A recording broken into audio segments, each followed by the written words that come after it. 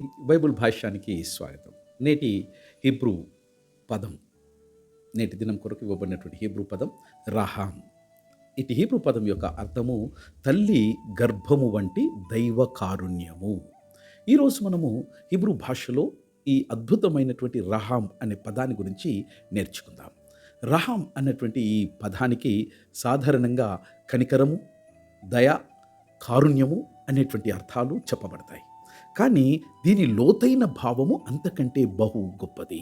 రహాం అనే పదం రేహేం అనేటువంటి హీబ్రూ పదముతో సంబంధము కలిగి ఉందని బైబిల్ పండితులు సెలవిస్తారు. రేహేం అంటే గర్భాశయం, అంటే తల్లి తన గర్భములో మోసినటువంటి శిశువు పట్ల కలిగే సహజ సిద్ధమైనటువంటి నిష్కల్మషమైనటువంటి షరతులు లేని ప్రేమే రెహం అనే పదము వెనుక ఉన్నటువంటి భావం.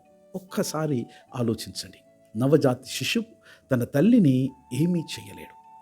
అతడు ప్రేమను తిరిగి వ్యక్తపరచలేడు, విధేయతను చూపలేడు, ఎలాంటి ప్రతిఫలము ఇవ్వలేడు. అయినప్పటికీ తల్లి అతనిని హృదయానికి హత్తుకొని రాత్రింబవళ్ళు కాపాడుతుంది. ఎందుకంటే ఆ ప్రేమ సంపాదించుకున్నది కాదు, అది ఆమెలో దేవుడు ఉంచినటువంటి సహజ సిద్ధమైనటువంటి స్వభావము. ఆ విధంగానే పవిత్ర లేఖనాలు యెహోవా దేవుని యొక్క కారుణ్యాన్ని రాహం అనే పదముతో వివరిస్తాయి.